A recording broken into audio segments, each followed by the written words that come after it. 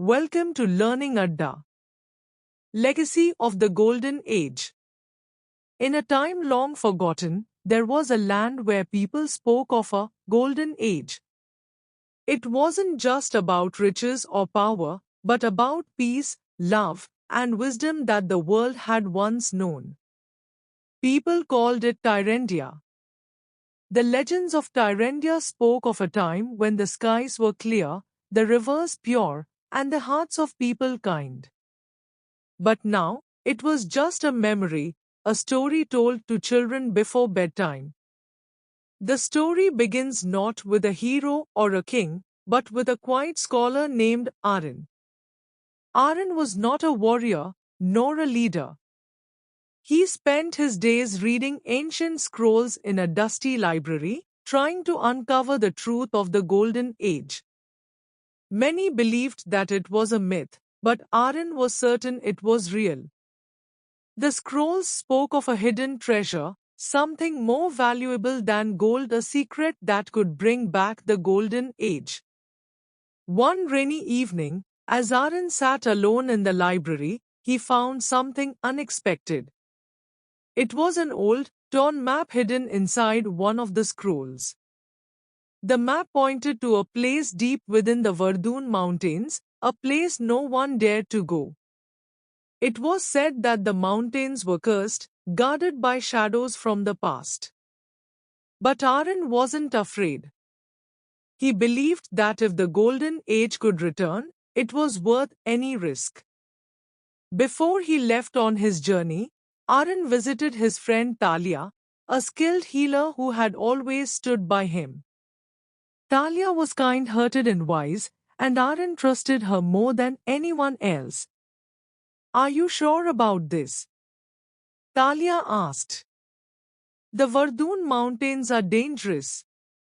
Many have gone, but none have returned." Arin nodded, his mind set. "I have to try, Talia. If there's a chance to bring peace and wisdom back to our world, I can't just sit here doing nothing." Talia, knowing she couldn't stop him, gave him a small charm. It was a simple stone on a string, but she had blessed it with her healing magic. "This is for protection," she said softly. "I'll come with you." Arin smiled gratefully. "I knew you would." Together, they set off on the long journey to the Verdun Mountains. The road was rough, and the mountains were cold and steep. Along the way, they met Kael, a former soldier who had lost his way after the wars. Kael had once been strong and brave, but now he wandered, searching for a purpose in life. When he heard about Arin's mission, he asked to join them. "I have nothing left," Kael said quietly. "If this journey can bring back peace, then maybe it can also heal me." Arin and Talia welcomed him.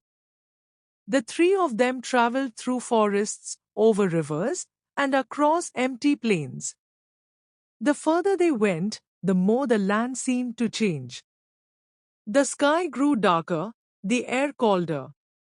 Strange sounds echoed through the mountains at night, and shadows moved even when there was no light.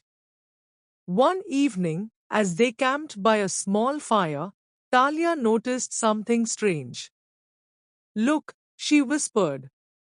"The trees, they are watching us." Arin looked closely and saw that the shadows of the trees seemed to be alive, their branches moving like hands reaching out. "We must be close to the cursed place," he said, his voice steady. "But we can't turn back now." Finally, after many weeks, they reached a hidden cave, deep within the mountains. Inside, they found a golden door, covered in ancient writing. Arin slowly read the words out loud, "Only those with pure hearts may enter." The door opened, revealing a bright light that filled the cave. As they stepped inside, they didn't find gold or jewels. Instead, they saw visions.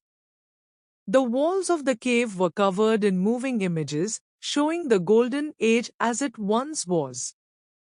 People living in harmony, helping each other, sharing their knowledge and love. It was a time of great peace and wisdom. But the images also showed how it ended. The people of Tyrandia had forgotten the values that made their world so special. They became selfish, greedy, and full of hate. The Golden Age didn't end because of war or disaster, but because people stopped caring for each other. In the center of the room was a single book, glowing with golden light. Arin picked it up carefully. "This is the true treasure," he said softly. "It's the wisdom of the Golden Age. We don't need gold or power to bring it back. We need to remember what made that time so special." With the book in hand, they made their way back to their village. The journey home felt different. The shadows in the mountains no longer scared them, and the cold seemed less harsh. They had learned something important.